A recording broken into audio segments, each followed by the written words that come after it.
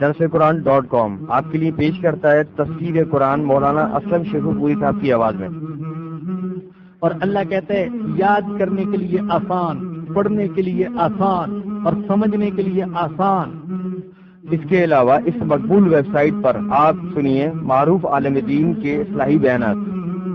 تو اسلام کا نظریہ یہ ہے انا للہ و انا الیہ راجعون۔ ہم دو نعت، بچوں کے لیے اصلاحی کہانیاں اور بہت کچھ۔ محمد کا روضہ قریب آ رہا ہے، بلندی پہ اپنا نصیب آ رہا ہے۔ www.darsequran.com۔ الحمد للہ وحدہ والصلاة والسلام على من لا نبی بعدہ، اما بعد فاعوذ باللہ من الشیطان الرجیم، بسم اللہ الرحمن الرحیم۔ وقالوا لن تمسنا النار إلا أياما معدودة قل أتخذتم عند الله عهدا فلن يخلف الله عهده أم تقولون على الله ما لا تعلمون بلى من كسب سيئة وأحاطت به خطيئته فأولئك أصحاب النار هم فيها خالدون والذين آمنوا وعملوا الصالحات أولئك أصحاب الجنة هم فيها خالدون۔ صدق اللہ العظیم۔ آج ہم نے سورۃ البقرہ کی جو آیات پڑھی ہیں ان میں سے پہلی آیت نمبر 80 ہے۔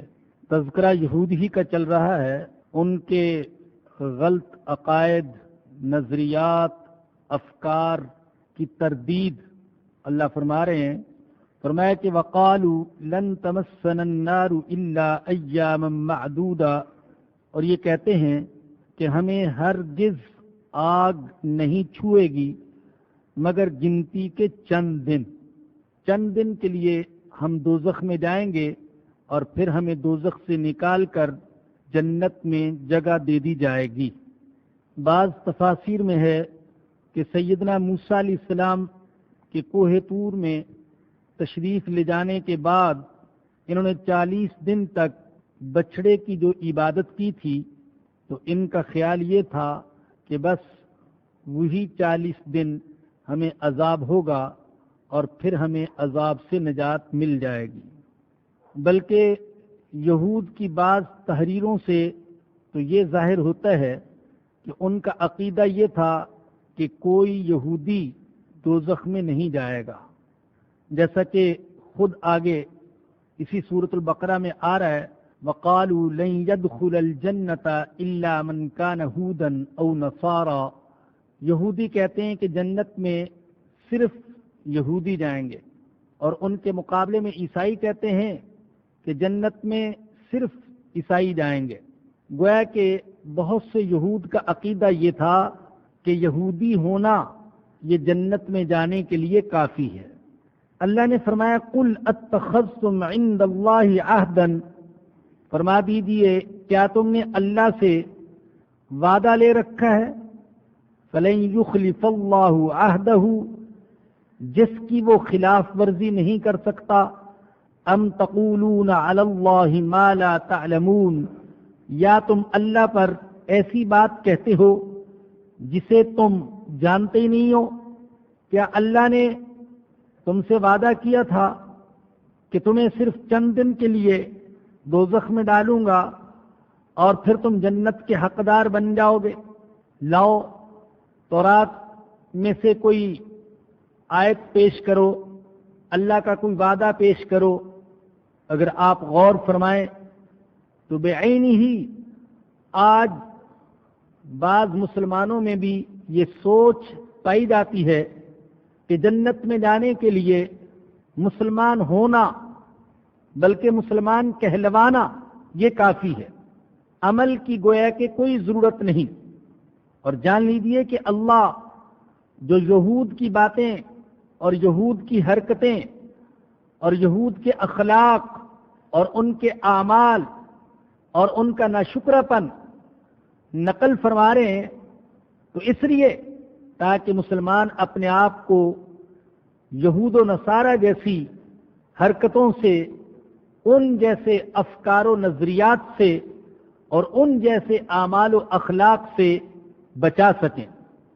فرمایا کہ نہ تو اللہ نے تم سے وعدہ کیا، نہ تمہارے پاس اس پر کوئی دلیل اور برہان موجود ہے، بلکہ اللہ کا اصول تو یہ بلا من کسب سیئۃ واحاطت بہ خطیئتہ، آخر تمہیں دوزخ کی آگ کیوں نہیں چھوئے گی، جبکہ اللہ کا اصول یہ ہے کہ جو بھی برائی کرے گا اور اس کے چکر میں پڑا رہے گا فَأُولَئِكَ أَصْحَابُ النَّارِ، تو یہی ہیں دوزخ میں جانے والے، ہم فیہا خالدون، جس میں وہ ہمیشہ رہیں گے۔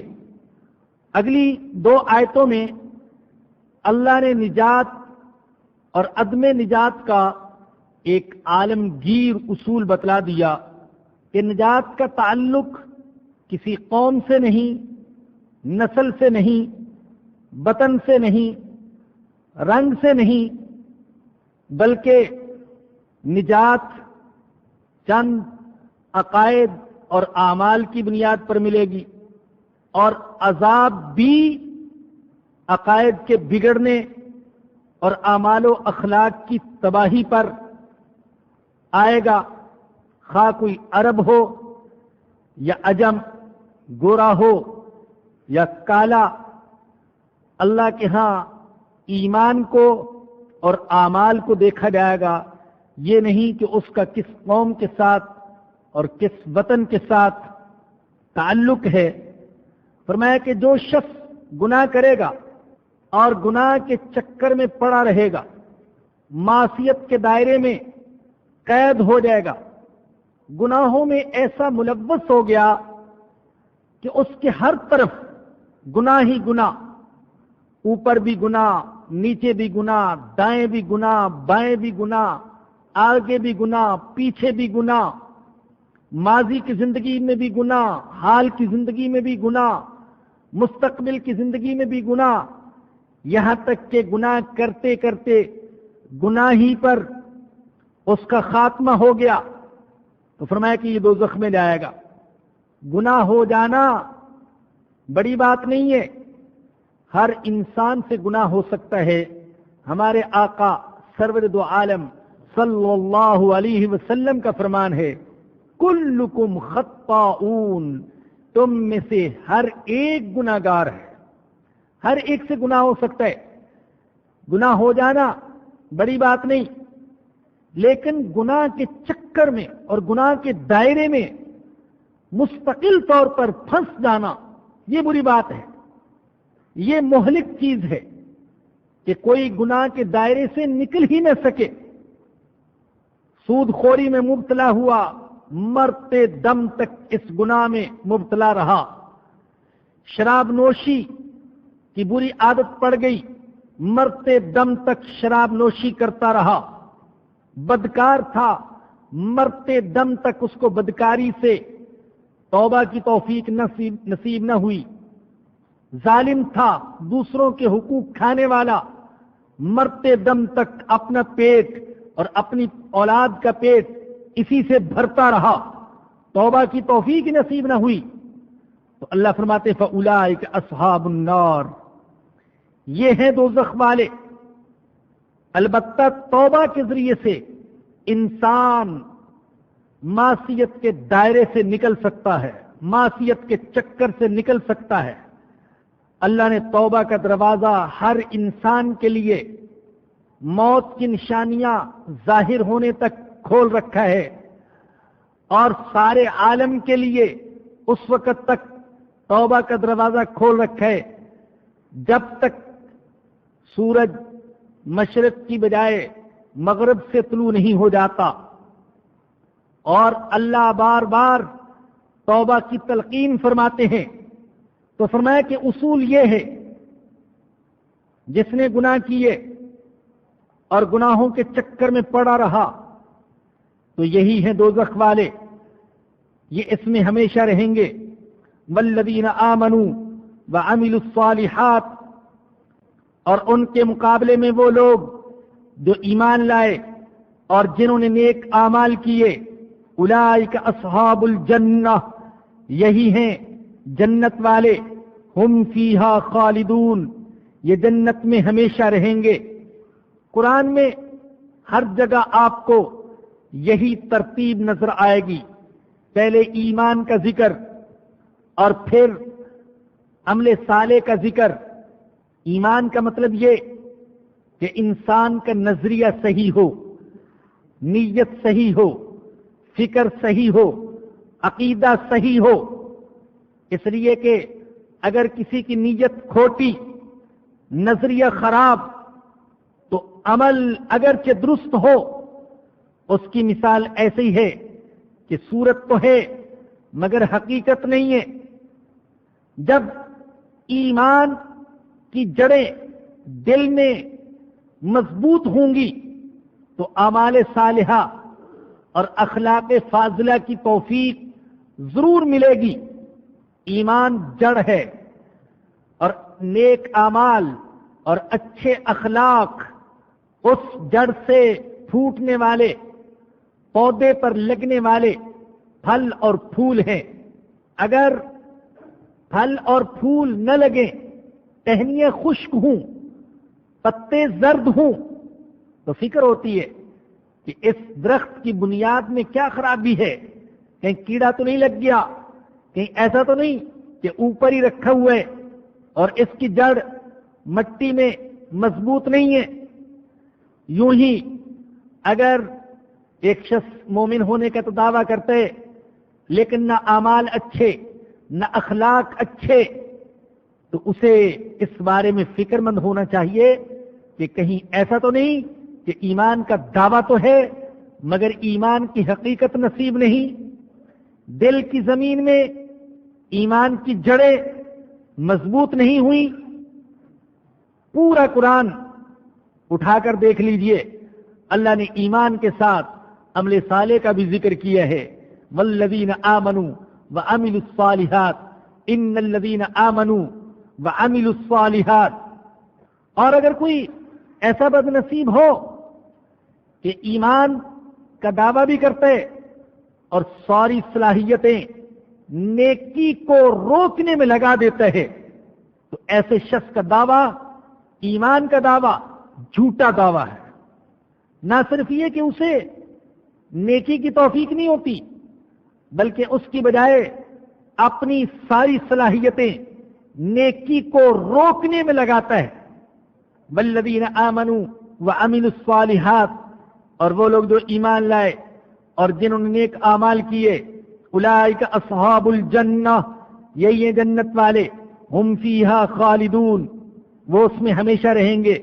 وَإِذْ أَخَذْنَا مِيثَاقَ بَنِي إِسْرَائِيلَ لَا تَعْبُدُونَ إِلَّا اللَّهَ، اور ہم نے اسرائیل کی اولاد سے پختہ عہد لیا تھا۔ کن باتوں کا عہد؟ یہاں 8 باتیں ذکر فرمائیں، 8 احکام۔ جیسے یہ 8 احکام بنی اسرائیل کے لیے تھے، اسی طریقے سے یہ 8 احکام مسلمانوں کے لیے بھی ہیں، اور اللہ اسی لیے ذکر فرما رہے ہیں۔ محض یہود کی برائی برائے برائی کرنا مقصود نہیں ہے، بلکہ مسلمانوں کو عبرت دلانا، عمل پر آمادہ کرنا، نصیحت کرنا، سمجھانا مقصود ہے کہ ہم نے بنی اسرائیل سے 8 وعدے لیے تھے، 8 حکم دیے تھے، یہ 8 حکم تمہارے لیے بھی ہیں۔ انہوں نے ان احکام پر عمل کرنے سے اعراض کیا۔ مسلمانوں، تم اعراض نہ کرنا۔ سب سے پہلا وعدہ اور سب سے پہلا حکم، لا تعبدون الا اللہ، اللہ کے سوا کسی کی عبادت نہ کرنا، یہ پہلا وعدہ۔ آج بھی آپ تورات اٹھا کر دیکھیں تو تورات توحید کے اس بات اور شرک کی تجویز سے بھری پڑی ہے۔ تمام انبیاء کو اللہ نے پہلا سبق جو دیا وہ توحید کا سبق دیا۔ ان کی امتوں کے لیے اللہ نے پہلا حکم جو دیا وہ توحید کا تھا۔ سارے انبیاء کے حالات پڑھیں آپ قرآن کریم میں۔ لقد ارسلنا نوحا الى قومه فقال یا قوم اعبدوا اللہ ما لکم من الہ غیرہ۔ حضرت لوط کا پڑھیں، حضرت ہود کا پڑھیں، حضرت صالح کا پڑھیں، حضرت شعیب علیہ السلام کا پڑھیں، حضرت موسیٰ علیہ السلام کا پڑھیں۔ سارے انبیاء نے سب سے پہلا سبق جو دیا قوم کو وہ یہ کہ اللہ کے سوا کسی کی عبادت نہ کرنا، شرک نہ کرنا۔ ہر گناہ قابل معافی ہے لیکن شرک ناقابل معافی گناہ ہے۔ اور یہ بھی جان لیجئے کہ شرک جلی بھی ہوتا ہے اور شرک خفی بھی ہوتا ہے۔ ایک حدیث میں ہمارے آقا سرور دو عالم صلی اللہ علیہ وسلم نے فرمایا، مجھے اپنی امت کے بارے میں سب سے زیادہ شرک خفی کا ڈر ہے۔ عرض کیا گیا یا رسول اللہ شرک خفی کیا ہے؟ آپ نے فرمایا ریا، دکھاوا۔ عمل کریں گے مگر اللہ کو راضی کرنے کے لیے نہیں، دکھاوے کے لیے۔ صدقہ خیرات ہو رہا ہے، لاکھوں خرچ کیے جا رہے ہیں، لاکھوں کے چندے کا اعلان کر رہا ہے لیکن اللہ کے لیے نہیں، دکھاوے کے لیے، صدر ایک مملکت کو دکھانے کے لیے، وزراء کی محفل میں دکھانے کے لیے، اپنے جیسے تاجروں کو دکھانے کے لیے۔ اللہ اکبر، دولت کی نمائش، ریا اور دکھاوا۔ پچھلے دنوں اخبار میں دیکھا سیلاب زدگان کے لیے فنڈ جمع کیا جا رہا ہے، مختلف فنکار اور فنکارائیں بھی میدان میں، اور ایک فنکارہ پیشکش کرتی ہے کہ جو 20 لاکھ روپے دے میں اس کے ساتھ بیٹھ کر چائے کا ایک کپ پیوں گی۔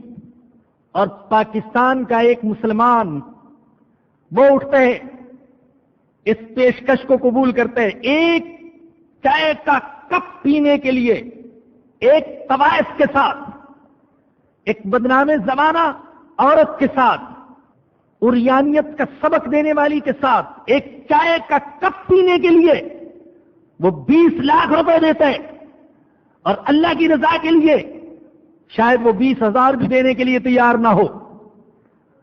کیا اللہ کی رضا اتنی ہلکی چیز ہو گئی؟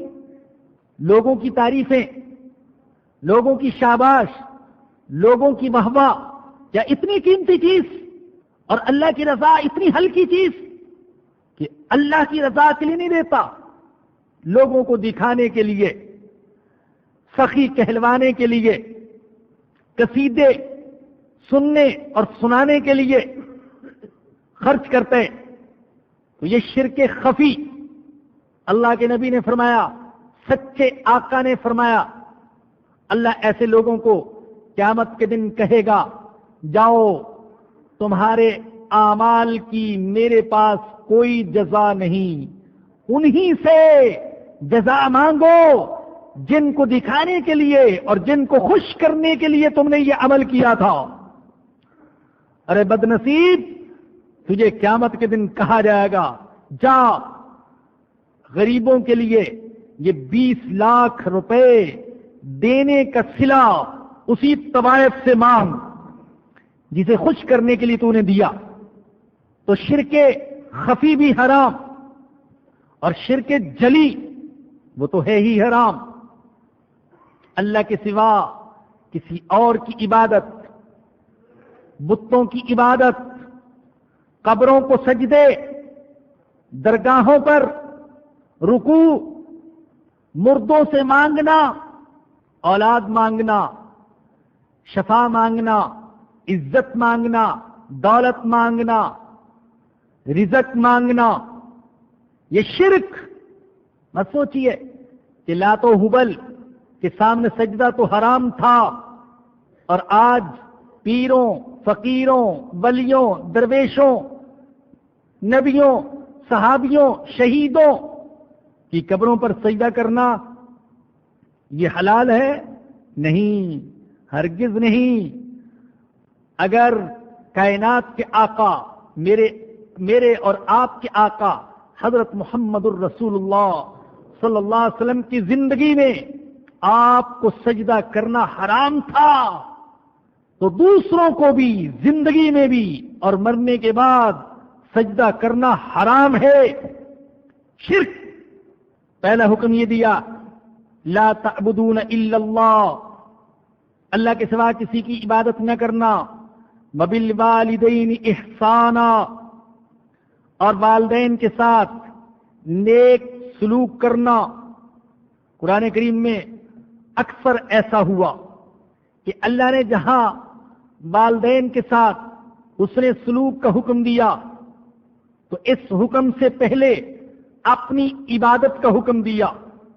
پہلے حکم دیا میری عبادت کرو، پھر حکم دیا والدین کے ساتھ اچھا سلوک کرو، کیونکہ حقیقی خالق اور مربی اللہ، لیکن ظاہری اور مجازی مربی، پرورش کرنے والے، تربیت کرنے والے وہ والدین۔ صحیحین میں حضرت ابن مسعود رضی اللہ تعالی عنہ سے روایت ہے، رسول اکرم صلی اللہ علیہ وسلم سے سوال کیا گیا، یا رسول اللہ ای العمل افضل، اے اللہ کے رسول کون سا عمل سب سے افضل ہے؟ آپ نے جواب دیا الصلاۃ علی وقتہا، اپنے وقت پر نماز پڑھنا۔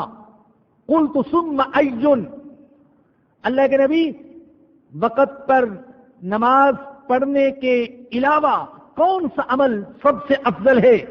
فرمایا کہ بر الوالدین، والدین کے ساتھ اچھا سلوک کرنا، والدین کی خدمت کرنا۔ قرآن کا حکم، اللہ کے نبی کا حکم، والدین کی خدمت کرو، والدین کے ساتھ اچھا سلوک کرو۔ دینی تعلیمات سے دوری کی وجہ سے آج والدین کے ساتھ وہی سلوک کیا جا رہا ہے جو یورپ میں بوڑھے والدین کے ساتھ سلوک ہوتا ہے۔ اب یہاں پر بھی ایسے واقعات پیش آنے لگے۔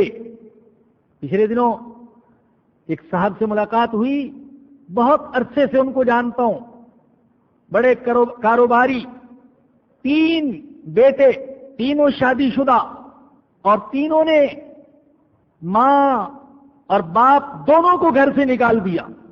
دونوں ہوٹل میں ایک کمرہ کرایہ لے کر رہ رہے ہیں۔ میں عرصے سے اس شخص کو جانتا ہوں، دیکھتا رہا اور دیکھتا چلا گیا کہ کیا عبرت کا مقام ہے کہ اولاد نے گھر سے نکال دیا اور 3 بیٹے کوئی بھی رکھنے کے لیے تیار نہیں۔ تو آج اس لعنتی اور دجالی تہذیب کے اثرات ہمارے نوجوانوں میں بھی ظاہر ہونے لگے۔ لیکن اتنی بات عرض کروں گا، بہت سے معاملات میرے ساتھ بھی پیش آ رہے ہیں۔ بہت سے ساتھی حسن ظن کی بنا پر، محبت کی بنا پر رجوع کرتے ہیں، اپنے ذاتی معاملات کے بارے میں مشورہ کرتے ہیں، بات کرتے ہیں۔ اس سے میں اس نتیجے پر پہنچا ہوں، کئی مقامات ایسے بھی ہیں جہاں والدین کی زیادتی ہوتی ہے۔ یہ میں ضرور عرض کروں گا۔ والدین بعض اوقات نوجوان اولاد کے جذبات کو نہیں سمجھتے۔ نہ معلوم یہ ساس اور بہو کا چکر ہمارے ہاں کب ختم ہوگا۔ ایسے معلوم ہوتا ہے کہ یہ بس ایک دائمی جنگ ہے جو بس قیامت تک جاری رہے گی۔ نہیں، خدا را ایک دوسرے کے حقوق کو جانے، پہچانے، والدین بھی حکمت سے کام لیں اور اولاد بھی بوڑھے والدین کے جذبات کا لحاظ رکھے۔ اس لیے کہ هل جزاء الاحسان الا الاحسان، اللہ کا فیصلہ ہے اور ایک اصولی بات فرما دی، فرمایا کہ احسان کی جزا احسان ہے۔ تیرے ساتھ تیرے والدین نے احسان کیا، آج تم ان کے ساتھ احسان کرو۔ وبالوالدین احسانا، تیسرا حکم وذل قربا، اور قرابت داروں کے ساتھ اچھا سلوک کرو۔ اسلام میں صلہ رحمی کا حکم دیا گیا ہے اور قطع رحمی سے منع کیا گیا۔ ایک حدیث میں نبی اکرم صلی اللہ علیہ وسلم نے تمثیلی انداز میں صلہ رحمی کی اہمیت بیان فرمائی۔ فرمایا کہ اللہ نے جب رحم کو پیدا کیا تو وہ عرش کو پکڑ کر کھڑا ہو گیا، رشتے کو پیدا کیا، قرابت کو پیدا کیا، تو وہ عرش کو پکڑ کر کھڑا ہو گیا۔ عرض کیا اے اللہ میں ان سے تیری پناہ مانگتا ہوں جو مجھے کاٹیں گے، رشتہ کاٹیں گے، قرابت کا لحاظ نہیں کریں گے۔ اللہ نے فرمایا کیا تم اس بات پر راضی نہیں ہو کہ جو تجھے جوڑے گا میں اس کے ساتھ تعلق جوڑوں گا، اور جو تجھے توڑے گا میں اس سے تعلق توڑ لوں گا؟ اس سے بڑا کوئی پیرایا بیان ہو سکتا ہے صلہ رحمی کی اہمیت بیان کرنے کا؟ وذل قربا، قرابت داروں کے ساتھ اچھا سلوک کرو، بھائیوں کے ساتھ، بہنوں کے ساتھ، چچاؤں کے ساتھ، خالاؤں کے ساتھ، ماموں کے ساتھ، جتنے رشتے۔ خاندانی نظام کو تباہ نہ کیجیے۔ یورپ والے خاندانی نظام کو تباہ کر کے اجڑ گئے، اخلاقی بنیادیں گر گئیں، ان کو باقی رکھیے۔ ہمارے آقا کی تعلیم تو یہ تھی کہ آپ نے تو یہ فرمایا کہ جن لوگوں کے ساتھ تمہارے والدین کی دوستی تھی، رشتہ داری نہیں، دوستی تھی، ان کا بھی لحاظ رکھو۔ وذل قربا، اور قرابت داروں کے ساتھ اچھا سلوک کرو۔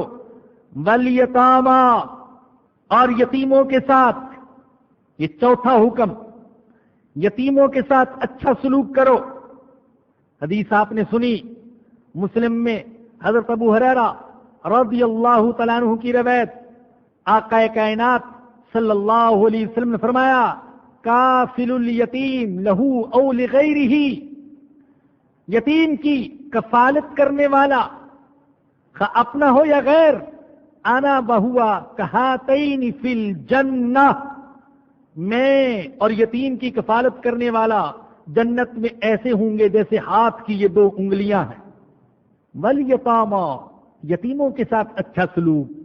ہمارے آقا خود یتیم تھے، آپ کو یتیموں کے دکھ درد کا احساس تھا، صرف اس لیے نہیں کہ آپ یتیم تھے، بلکہ اس لیے کہ آپ دنیا کے ہر مظلوم طبقے کے زخموں پر مرہم رکھنے کے لیے آئے تھے، اور حقوق سے محروم لوگوں کو حقوق دینے کے لیے آئے تھے۔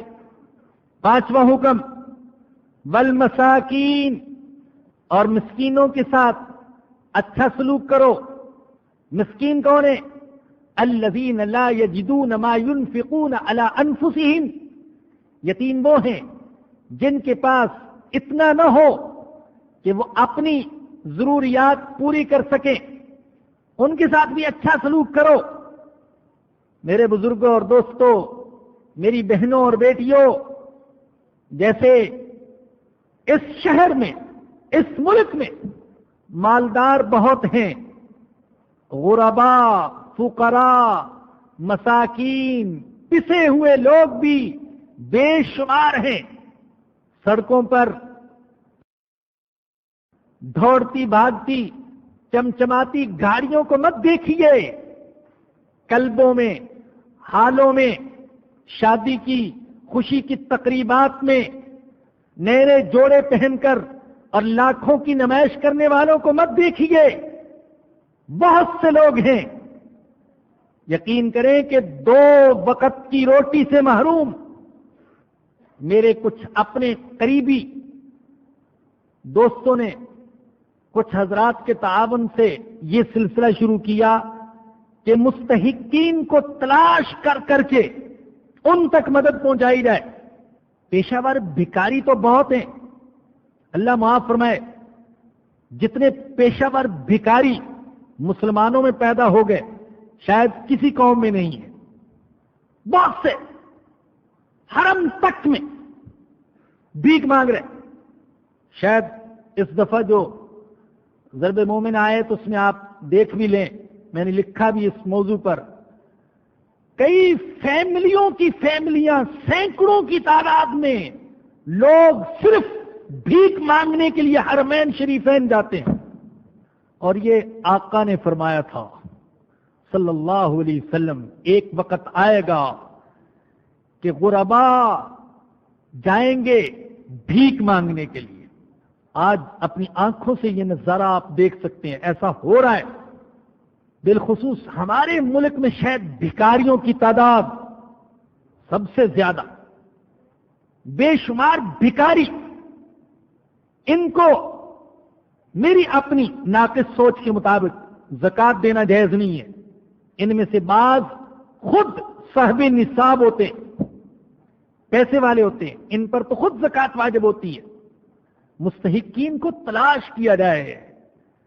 ہاں اللہ نے دیا ہے تو یہ ذمہ داری ہے، یہ زندگی بھی ذمہ داری ہے، امانت ہے. یہ اولاد بھی امانت ہے، یہ زبان، یہ آنکھیں، یہ کان، یہ دماغ، یہ دل، یہ امانت ہے. یہ دولت بھی امانت ہے. کہاں سے کمائی تھی، کہاں خرچ کی، یہ سوال ہوگا. جب تک سوال کا جواب نہیں دے گا قدم اٹھانے کی اجازت نہیں ہوگی.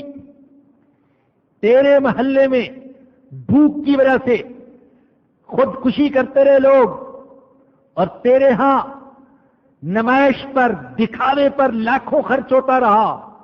کیا یہ میں نے دولت اس لیے دی تھی؟ یقین کریں کہ ایسے لوگ موجود. تو میں عرض کر رہا تھا کہ بعض وہ دوست مستحقین کو تلاش کرتے ہیں.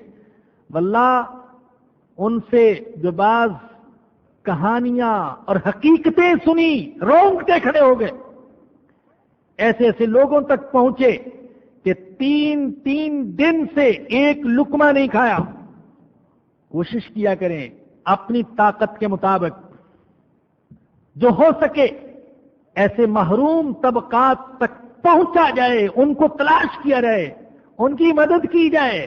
آپ کا قدم اٹھانا، آپ کا تلاش کرنا، آپ کا ان کو دینا اور ان کے چہروں پر مسکراہٹیں بکھیرنا، یہ ایک ایک عمل اجر و ثواب کا باعث ہوگا. سیدنا عمر بن خطاب رضی اللہ عنہ نے جو بھوکے بچوں کو روتا ہوا سنا تھا اور پھر اپنے کندھے پر بوری لاد کر لائے تھے، غلام اسلم نے عرض کیا تھا حضرت مجھے دیجیے. فرمایا قیامت کے دن تم میرا بوجھ نہیں اٹھاؤ گے، دنیا میں بھی اپنا بوجھ مجھے خود ہی اٹھانے دو. وہاں گئے، آٹا گوندا، ہنڈیا پکائی، پھونکے مارتے رہے چولہے میں، داڑھی سے دھواں نکلتا تھا، آنکھوں سے پانی بہ رہا تھا. فرمایا کہ میں اس لیے مشقت اٹھا رہا ہوں کہ جیسے بھوک کی وجہ سے ان بچوں کو میں نے روتا ہوا دیکھا، میں پیٹ بھرنے کے بعد ان کو ہنستا ہوا بھی دیکھنا چاہتا ہوں. والمساکین، مسکینوں کے ساتھ اچھا سلوک کرو. چھٹا حکم وقولوا للناس حسنا، اور یہ مسکینوں کے ساتھ جو اچھا سلوک کرنے کا حکم دیا گیا اس کی فضیلت بھی سن لیجئے. مسلم میں حضرت ابو ہریرہ رضی اللہ تعالیٰ عنہ کی روایت، رسول اللہ صلی اللہ علیہ وسلم نے فرمایا الساعی علی الارملہ والمساکین کالمجاہد فی سبیل اللہ. بیواؤں اور مسکینوں کی ضروریات پوری کرنے کے لیے کوشش کرنے والا ایسے ہے جیسے اللہ کے راستے میں جہاد کرنے والا. اور فرماتے کہ میرا خیال یہ ہے کہ آپ نے یہ بھی فرمایا کہ وہ ایسے ہے جیسے وہ شب بیدار جو ساری رات جاگتا رہتا ہے عبادت کرتا ہوا اور تھکتا نہیں، وَكَالصَّائِمِ لَا يُفْطِرُ، اور جیسے کہ وہ روزے دار جو مسلسل روزے رکھتا جاتا ہے اور افطار کرتا ہی نہیں ہے. والمساکین وقولوا للناس حسنا، اور لوگوں سے بھلی بات کہنا، اچھی بات کہنا. یہ بھلی بات کہنے کی کئی صورتیں ہو سکتی ہیں. آپس میں جب ملاقات ہو تو ایک دوسرے کو سلام کرنا، یہ بھی بھلی بات ہے. وقولوا للناس حسنا، بلکہ آقا کی تعلیم تو یہ ہے کہ ہر مسلمان کو سلام کرو. الا من عرفت ومن لم تعرف، خواہ اس سے جان پہچان ہو یا جان پہچان نہ ہو، ہر کسی کو سلام کرو. اور ایک حدیث میں آقا نے فرمایا کہ من خیر خصال الایمان السلام، ایمان کی خصلتوں میں سے سب سے بہتر خصلت ایک دوسرے کو سلام کرنا ہے. اور یہ بھی فرمایا کہ یوں تو سلام کا جواب بھی دیا جائے گا، لیکن دونوں میں سے سب سے بہتر وہ ہے جو سلام کرنے میں پہل کرتا ہے. اور فرمایا کہ وہ تکبر سے بری ہے جو سلام میں پہل کرتا ہے. بھلی بات کی ایک صورت دعوت اللہ بھی ہے، اللہ کی طرف دعوت دینا، نیکی کی دعوت دینا، قرآن کی دعوت دینا، نماز کی دعوت دینا. اللہ کہتے ہیں وَمَنْ أَحْسَنُ قَوْلًا مِّمَّنْ دَعَا إِلَى اللَّهِ وَعَمِلَ صَالِحًا وَقَالَ إِنَّنِي مِنَ الْمُسْلِمِينَ. اس سے زیادہ بھلی بات کس کی ہو سکتی ہے جو اللہ کی طرف دعوت دیتا ہے اور نیک عمل کرتا ہے اور کہتے ہیں اننی من المسلمین، کہ میں مسلمانوں میں سے ہوں. اللہ کی طرف دعوت دینا یہ بھی بھلی بات. بھلی بات کی تیسری صورت یہ بھی ہے کہ ایک دوسرے کو اچھے القاب اور صحیح نام سے پکارا جائے اور نام نہ بگاڑا جائے. اللہ فرماتے ہیں وَلَا تَنَابَزُوا بِالْأَلْقَابِ، کسی کا لقب نہ ڈالا کرو، نام نہ بگاڑا کرو، کسی کو ذلیل نہ کیا کرو. بھلی بات یہ بھی ہے کہ آپس میں ملاقات ہو تو مسکراتے ہوئے ملاقات ہو، محبت کے اظہار کے ساتھ ملاقات ہو. حضرت ابو ذر رضی اللہ عنہ سے روایت ہے، رسول اللہ صلی اللہ علیہ وسلم نے فرمایا لا تحقرن من المعروف شیئا، کسی بھی نیکی کو حقیر مت سمجھو، چھوٹی سی چھوٹی نیکی کو بھی حقیر مت سمجھو کہ میں تو بڑے نیک عمل کروں گا، یہ چھوٹا سا عمل کرنا یہ میری شان کے لائق نہیں. فرمایا کہ نیکی کے کسی عمل کو حقیر مت سمجھو. وَإِن لَّمْ تَجِدْ، اگر تمہیں اور کچھ نہ ملے اپنے مسلمان بھائی کو دینے کے لیے تو کم از کم اتنا تو کرو کہ اپنے بھائی سے ملو تو مسکراتے ہوئے چہرے سے ملو، محبت کا اظہار کرتے ہوئے ملو. وَقُولُوا لِلنَّاسِ حُسْنًا، ساتواں حکم وَأَقِیمُوا الصَّلَاةَ، اور نماز قائم کرو. آٹھواں حکم وَآتُوا الزَّکَاةَ، اور زکات دو. اہل کتاب کو بھی عبادت کا حکم تھا اور انفاق فی سبیل اللہ کا حکم تھا، مگر یہ ضروری نہیں کہ وہ جو عبادت کرتے تھے تو اس کا نام بھی صلاۃ ہو. ضروری نہیں کہ وہ جو اللہ کی راہ میں خرچ کرتے تھے تو اس کا نام بھی زکات ہو. نام دوسرا ہو سکتا ہے، الفاظ اور اصطلاحات کا فرق ہو سکتا ہے، وگرنہ تمام انبیاء نے نماز کا بھی حکم دیا اور زکات کا بھی حکم دیا. ثم تولیتم، فرمایا کہ پھر تم پھر گئے، الا قلیلا منکم، مگر تم میں سے تھوڑے، وانتم معرضون، اور تم ہو ہی اعراض کرنے والے. وَإِذْ أَخَذْنَا مِيثَاقَكُمْ، اور یاد کیجئے جب ہم نے تم سے پختہ عہد لیا، لا تسفکون دماءکم، تم اپنوں کا خون نہیں بہاؤ گے.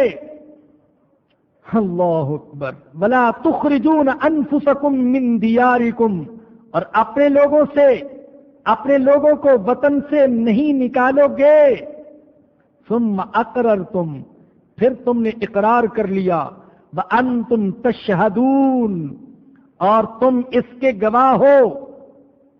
ثم انتم ہؤلاء، پھر تم ہی ہو، تقتلون انفسکم، اپنوں کو قتل کرتے ہو، وتخرجون، فریقم منکم من دیارہم، اور اپنے ہی ایک گروہ کو ان کے وطن سے نکالتے ہو، تظاہرون علیہم بالاسم والعدوان، ان کے مخالفین کی مدد کرتے ہو گناہ کے ساتھ اور ظلم کے ساتھ۔ مدینہ منورہ میں انصار کے دو بڑے قبیلے تھے، اوس اور خزرج۔ یہود کے بھی کئی قبیلے تھے جن میں سے دو کا نام زیادہ نمایاں ہے، بنو قریظہ اور بنو نذیر۔ بنو قریظہ یہ اوس کے حلیف اور ساتھی تھے، اور بنو نذیر یہ خزرج کے ساتھی تھے۔ جب کبھی اوس اور خزرج کی آپس میں لڑائی ہوتی تو بنو قریظہ اوس کا ساتھ دیتے اور بنو نذیر خزرج کا ساتھ دیتے، اور جنگ ہوتی تو وہ سب کچھ ہوتا جو کچھ جنگ میں ہوتا ہے۔ ایک دوسرے کو قتل بھی کیا جاتا، لوٹ مار بھی کی جاتی، گھروں سے نکالا بھی جاتا، ایک دوسرے کے سپاہیوں کو گرفتار بھی کیا جاتا۔ اور جب یہودیوں کے بعض لوگ گرفتار ہو جاتے تو وہ ان کو فدیہ دے کر چھڑاتے۔ ان سے پوچھا جاتا یہ کیوں کرتے ہو؟ کہتے کہ ہمیں تورات میں حکم دیا گیا کہ اگر تمہارے یہودی گرفتار ہو جائیں تو انہیں فدیہ دے کر چھڑایا کرو۔ حالانکہ انہیں جو حکم دیے گئے تھے وہ 4 تھے۔ پہلا حکم یہ، ایک دوسرے کو قتل نہ کرنا، ایک دوسرے کو گھروں سے نہ نکالنا، ایک دوسرے کے خلاف دشمن کی مدد نہ کرنا، اور چوتھا حکم یہ تھا کہ اگر تمہارے ہم مذہب گرفتار ہو جائیں تو فدیہ دے کر ان کو چھڑا لینا۔ اب پہلے 3 حکموں کی تو پرواہ نہیں کرتے تھے، ایک دوسرے کو قتل بھی کرتے، گھروں سے بھی نکالتے، ان کے دشمن کی بھی مدد کرتے، لیکن جب اس جنگ کے نتیجے میں ان کے کچھ لوگ گرفتار ہو جاتے تو ان کو فدیہ دے کر چھڑاتے، کہتے کہ ہمیں ہمارے اللہ نے یہ حکم دیا ہے۔ اللہ اکبر! کیا آج مسلمان بھی ایسا نہیں کر رہے؟ کیا مسلمان ایک دوسرے کو قتل نہیں کر رہے؟ کیا مسلمان ایک دوسرے کو وطن سے گھروں سے نہیں نکال رہے؟ کیا مسلمان اپنے مسلمان بھائیوں کے خلاف کافروں کی مدد نہیں کر رہے؟ کیا وہی نہیں ہو رہا جو یہودی کرتے تھے؟ افغانستان میں کیا ہوا؟ کس کے کندھے استعمال ہوئے؟ عراق میں کیا ہوا؟ اور اب تک کیا ہو رہا ہے؟ خون بھی مسلمان کا بہایا جا رہا، پٹرول بھی مسلمان کا، دولت بھی مسلمان کی، زمین بھی مسلمان کی، ساحل بھی مسلمان کے، اور تباہی بھی مسلمان کی۔ وہی جو یہودیوں کا منظر تھا بالکل صاف نظر آ رہا ہے۔ ایسا معلوم ہو رہا ہے کہ اللہ آج یہ آیات نازل کر رہا ہے۔ ارے میں نے تم سے وعدہ لیا تھا، یوں نہیں کہا جا سکتا۔ ارے مسلمانوں تم سے وعدہ لیا تھا، ایک دوسرے کو قتل نہ کرنا، وطن سے نہ نکالنا، ایک دوسرے کے دشمن کی مدد نہ کرنا، اور کچھ بھائی قیدی ہو جائیں تو ان کو فدیہ دے کر چھڑانا۔ ہم تو یہ بھی نہیں کر رہے، وہ تو پھر بھی قیدیوں کو فدیہ دے کر چھڑاتے تھے۔ آج نہ معلوم ہزاروں مسلمان اغیار کی قیدوں میں سسک رہے ہیں، تڑپ رہے ہیں، اور عالم اسلام عیاشی میں ڈوبا ہوا ہے۔ نہ کسی کو ان کی سسکیاں سنتی ہیں، نہ آہیں سنتی ہیں، نہ رونا دھونا سنتے ہیں۔ کبھی کبھی تو عجیب دل کی کیفیت ہو جاتی ہے، میں سوچتا ہوں یا اللہ، ایک عیسائی پر ظلم ہوتا ہے، وہ بش کو دہائی دیتا ہے، تونی کو دہائی دیتا ہے۔ ایک ہندو پر ظلم ہوتا ہے وہ موہن سنگھ کو اور اپنے صدر اور وزیر اعظم کو دہائی دیتے ہیں، ایک یہودی پر ظلم ہوتے ہیں، اپنے سربراہ سے فریاد کرتے ہیں، مسلمان پر ظلم ہو تو وہ کس سے فریاد کرے؟ اس کی فریاد نہ کوئی قذافی سنتا ہے، نہ فہد سنتے ہیں، نہ بشار الاسد سنتے ہیں، نہ حسنی مبارک سنتے ہیں، اس کی آہیں اور نالے سننے والا کوئی نہیں۔